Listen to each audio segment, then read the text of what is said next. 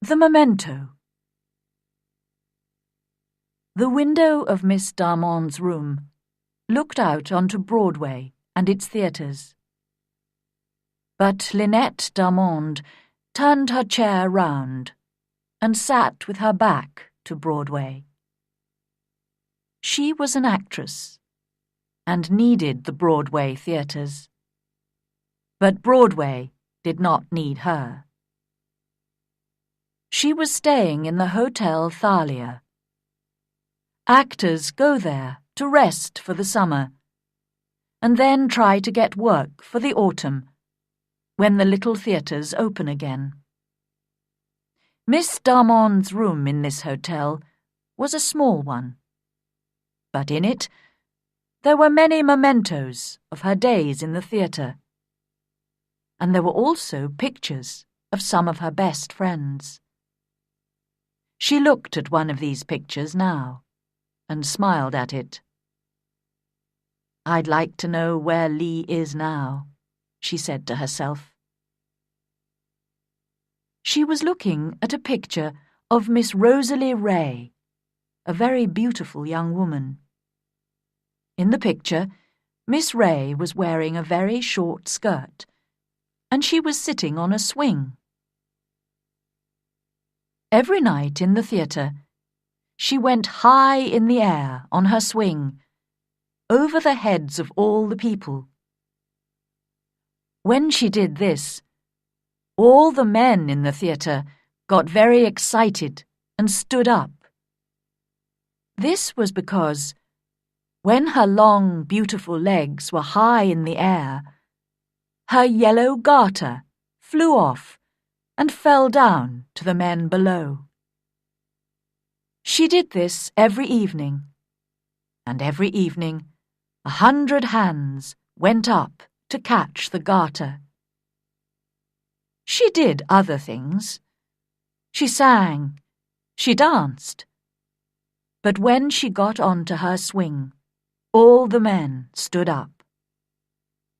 Miss Ray did not have to try very hard to find work in the theatre.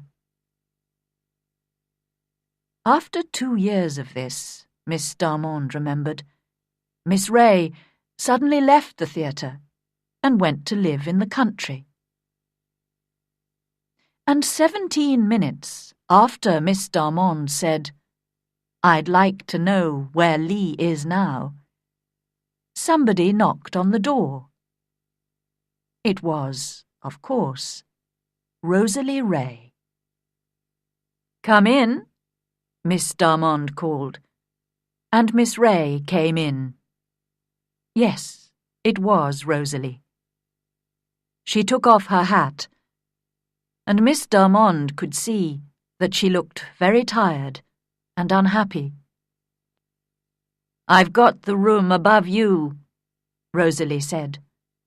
"They told me at the desk downstairs that you were here." "I've been here since the end of April," Lynette replied. "I begin work again next week, out in a small town." "But you left the theatre 3 months ago, Lee. Why are you here?" "I'll tell you, Lynn. But give me a drink first." Miss Darmond passed a bottle to her friend. "Ah, that's good," said Rosalie. "My first drink for 3 months. Yes, Lynn. I left the theatre because I was tired of the life, and because I was tired of men. Well, the men who come to the theatre. You know we have to fight them off all the time. They're animals. They ask you to go out with them. They buy you a drink or two. And then they think that they can do what they want. It's terrible. And we work hard. We get very little money for it. We wait to get to the top. And it never happens. But most of all, I left because of the men. Well, I saved $200, and when summer came, I left the theatre and went to a little village by the sea on Long Island. I planned to stay there for the summer, and then learn how to be a better actress. But there was another person who was staying in the same house. The Reverend Arthur Lyle. Yes, Lynn, a man of the church. When I saw him for the first time, I fell in love with him at once. He was a fine man, and he had a wonderful voice. Well, it's only a short story, Lynn. A month later, we decided to marry. We planned to live in a little house near the church, with lots of flowers and animals. No, I didn't tell him that I was an actress. I wanted to forget it and to put that life behind me. Oh, I was happy. I went to church. I helped the women in the village. Arthur and I went for long walks. And that little village was the best place in the world. I wanted to live there forever. But one morning, the old woman who worked in the house began to talk about Arthur. She thought that he was wonderful too. But then she told me that Arthur was in love once before, and that it ended unhappily. She said that in his desk he kept a memento, something which belonged to the girl.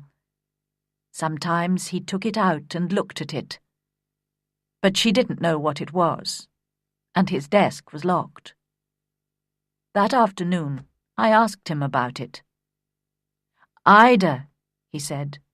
Of course, I used my real name there.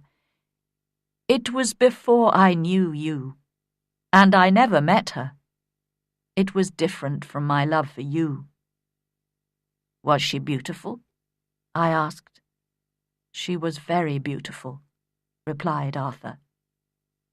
"Did you see her often?" "About 10 times, he said.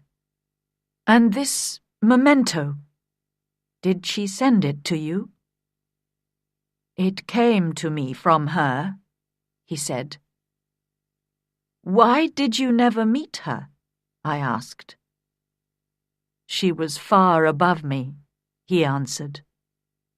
"But Ida, it's finished. You're not angry, are you?" "Why, no. I love you 10 times more than before." And I did, Lynn. Can you understand that? What a beautiful love that was. He never met her, never spoke to her, but he loved her and wanted nothing from her. He was different from other men, I thought. A really good man. About 4 o'clock that afternoon, Arthur had to go out. The door of his room was open. His desk was unlocked, and I decided to look at this memento. I opened the desk, and slowly I took out the box and opened it. I took one look at that memento, and then I went to my room and packed my suitcase. My wonderful Arthur, this really good man, was no different from all the other men. "But, Lee, what was in the box?" Miss Darmond asked. "It was one of my yellow garters," cried Miss Ray.